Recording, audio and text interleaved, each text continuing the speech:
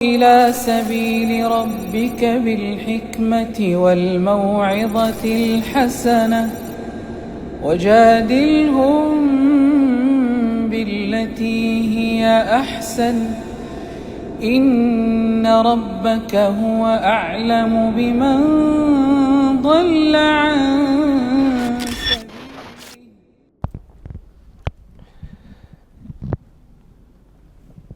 Assalamualaikum warahmatullahi wabarakatuh.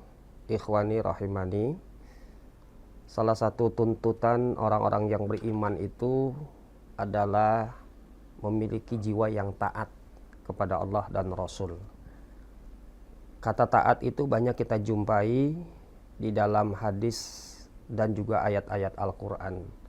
Dan kata taat ini juga adalah kata yang sudah ma'ruf, kata yang memang sudah terkenal, disebutkan oleh Allah di dalam Al-Quranul Karim. Dan kita perlu ingat bahwa taat itu sendiri juga merupakan tuntutan dari orang-orang yang beriman yang selalu digandengkan perintah bagi orang-orang yang beriman. Lahirnya taat itu adalah dikarenakan memang memiliki keilmuan. Ilmu yang benar itu akan melahirkan ketaatan yang lurus. Kata Imam Ibnu Taimiyah bahwa nihayatul ilmi hiya at-ta'ah.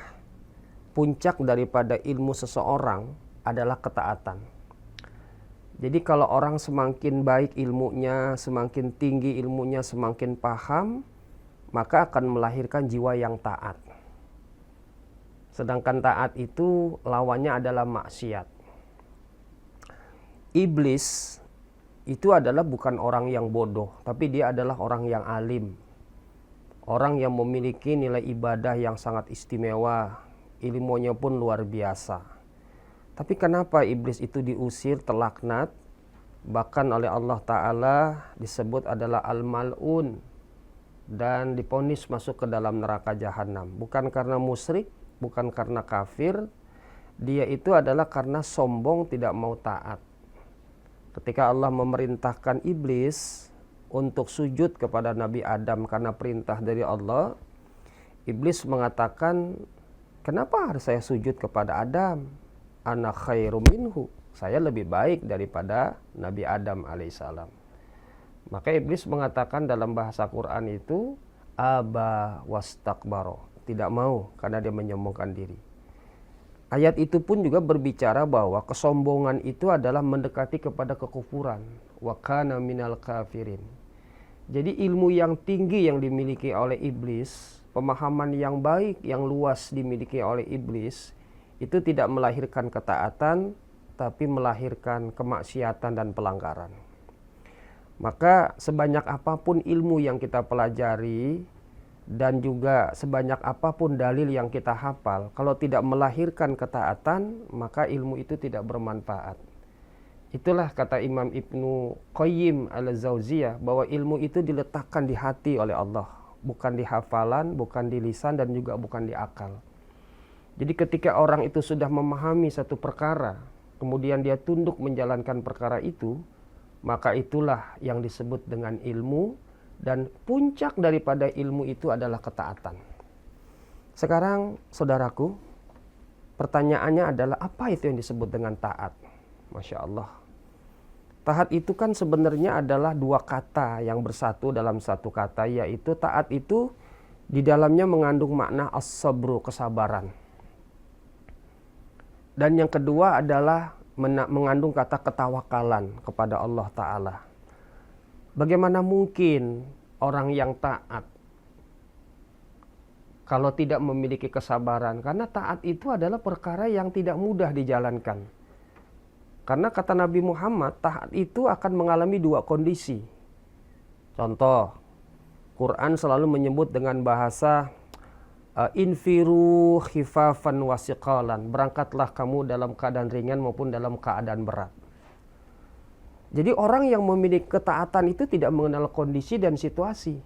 Mau senang, mau dia marah, berat maupun dia ringan, tetap dia harus taat. Kalau tadi konteksnya adalah berangkat, dia harus berangkat. Bahkan di dalam masalah keuangan pun disuruh merintah untuk mengeluarkan keuangan. Alladzina yunfikuna fis sarra'i wad-dharra. Orang-orang yang bertakwa itu adalah orang-orang yang mengeluarkan hartanya baik dalam keadaan sarra, lapang, maupun dalam keadaan doro. Jadi ketaatan dalam bentuk maliyah, ketaatan dalam bentuk ibadah itu akan kita alami dalam dua kondisi. Orang kalau bicara taat ketika dia dalam keadaan lapang, dalam keadaan dia itu senang, dalam keadaan dia itu semangat, itu udah biasa.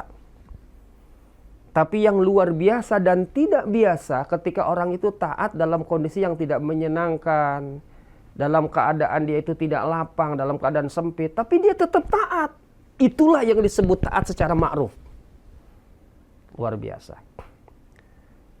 Karena memang arti taat itu adalah imtithalul abdi li amrihi wa nahyihi. Jadi yang namanya taat itu adalah melaksanakan, menegakkan. Hamba Allah yang menegakkan perintah-perintah Allah dan menjauhi larangannya. Itu yang disebut dengan taat. Taat yang ma'ruf. Dan ini yang tidak dimiliki oleh orang-orang, kecuali memang mereka memiliki orang-orang jiwa yang ikhlas, jiwa yang sabar dan tawakal kepada Allah Subhanahu wa Ta'ala. Bagaimana taatnya Ali bin Abi Thalib ketika Rasulullah mau hijrah, dia disuruh untuk menggantikan tempat tidur Nabi Muhammad pada saat itu. Taatnya luar biasa. Padahal saat itu dalam kondisi mau mati kalau berbicara tentang menggantikan posisi Nabi. Bagaimana taatnya yang namanya adalah Zaid bin Sabit ketika dia harus menulis wahyu. Dia harus keliling-keliling menghampiri sahabat-sahabat Rasul, padahal itu adalah perkara yang berat. Taat seperti itu. Jadi taat itu luar biasa, memiliki makna yang sangat berat dan besar dalam kehidupan. Makanya orang yang taat, insya Allah balasannya adalah surganya Allah dan mendapatkan keberuntungan. Saudaraku yang dirahmati, jadi apalah artinya ilmu kalau kita tidak memiliki jiwa yang taat. Dan taat itu adalah tuntutan daripada keimanan, dan taat itu adalah buah dan puncak daripada orang yang berilmu. Ilmu itu sendiri adalah al-fahmu, al-yaqin, wal-bayin. Ilmu itu adalah paham, jelas, dan juga adalah yakin. Sedangkan lawan daripada ilmu itu adalah orang yang yakin itu, orang yang berilmu itu adalah lawannya adalah asyak warraibun, keraguan-raguan dan bimbang. Maka dengan ilmulah insya Allah kita bisa melaksanakan ketaatan kepada Allah. Saudaraku, keletihan kita, rasa capek kita, kemudian juga rasa kurang kita, haus, lapar, ketika kita berada dalam sebuah ketaatan lillah karena Allah, mudah-mudahan itu menjadi amal soleh yang paling besar di hadapan Allah Subhanahu wa Ta'ala. Berapa banyak orang yang berletih, lelah dalam menjalankan ketaatan kepada Allah untuk kebaikan-kebaikan. Mereka adalah orang yang bahagia dan mereka mendapatkan kelapangan bisa melaksanakan itu. Jangan sampai kesibukan kita, rasa letih kita, capek kita di jalan yang salah, bahkan tidak membuahkan nilai pahala dan tidak bernilai ibadah di sisi Allah. Jadilah orang yang capek karena Allah. Jadilah orang yang sibuk karena Islam, dan jadilah orang yang selalu berdiri di atas kebenaran. Insya Allah, Allah akan menilai apa yang kita kerjakan. Semoga bermanfaat. Assalamualaikum warahmatullahi wabarakatuh.